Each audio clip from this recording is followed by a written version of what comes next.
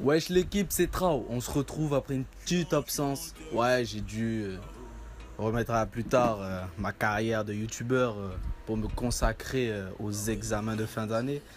Et en parlant de ça, de ces putains d'examens de fin d'année, ça m'a rappelé une petite anecdote du bac.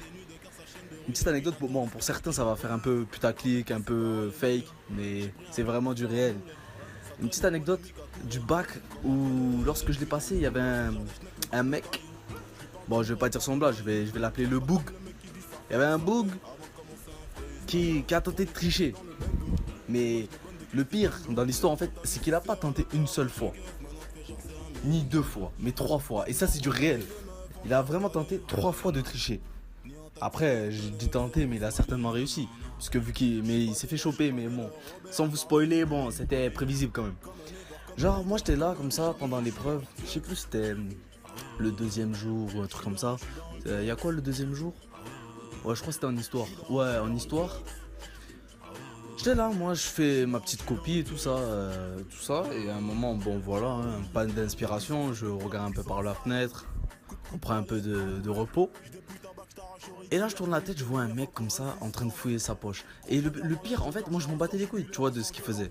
Mais le truc, c'est que les profs, ils nous ont tellement mis la pression avant le cours. Même toi, t'as pas triché, tu stressais. Même toi, t'avais pas triché, tu stressais qu'on t'accuse d'avoir triché. Alors que t'as rien fait. Moi, j'étais là, comme ça, j'étais posé.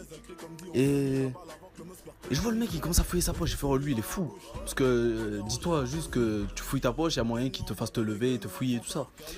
Et je vois le mec qui sort son tel. Tu sais, un petit tel. Souvent, c'est les dealers de drogue, ils ont, tu sais, le petit téléphone. Et un petit téléphone comme ça, sans rien, sans internet, hein, bien sûr. Et il le sort, et il regarde vite fait, et il le range.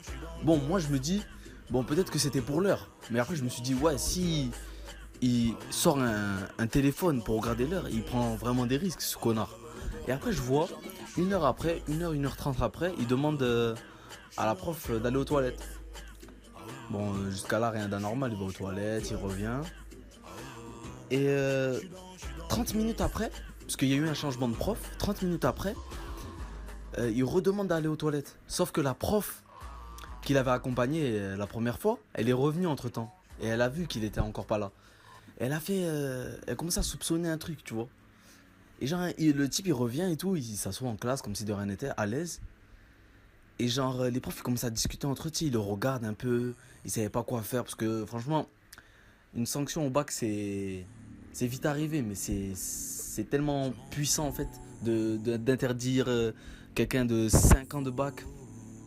Donc faut vraiment être sûr de soi et serein. Et genre, le gars comme ça, même le gars il était pas serein, il les regardait, il les fixait. Parce que la deuxième fois quand il allait, il est resté 10 minutes, facile. Franchement, facile, il est resté 10 minutes. Donc, moi, je sais pas ce qu'il faisait. Mais en tout cas, la meuf, quand elle a expliqué à sa collègue, toute la classe avait bien entendu. En gros, elle disait à sa collègue qu'elle a essayé de voir ce qu'il faisait dans les toilettes et qu'il bougeait bizarrement. Bon, entre nous, soit il faisait des trucs bizarres ou soit il trichait, voilà.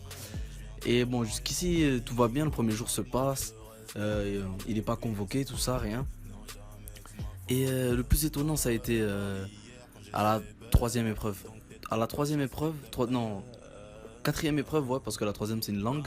À la quatrième épreuve, il arrive et même rebelote. La première heure, il sort, il va 5 minutes, voilà, le temps de pisser, quoi. Il revient. Et après, une heure ou 2 heures après, il redemande à ressortir. Et il reste encore 10 15 minutes.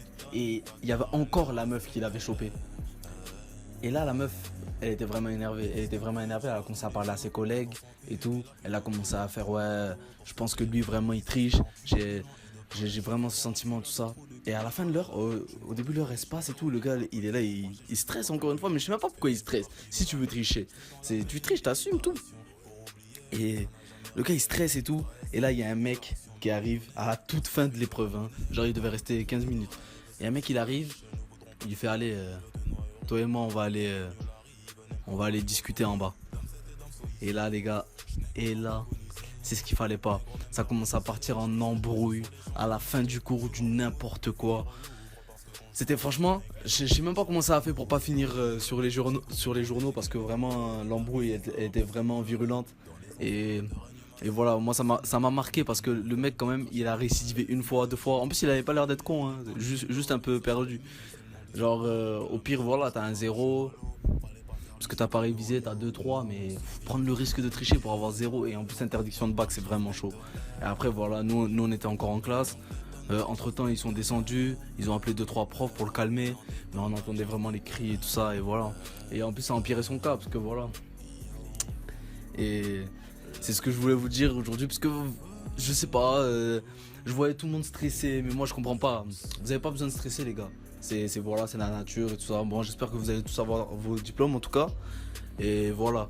Moi, je voulais vous raconter ça, mais n'hésitez pas à me raconter en commentaire si vous aussi, il y a des anecdotes folles qui vous sont déjà arrivées. Et racontez-moi ça, ça me fera un plaisir de les lire et tout ça. Bon, j'espère que vous avez kiffé le gameplay quand même. Et je vous dis, prenez soin de vous, à la prochaine, les gars. Kiss!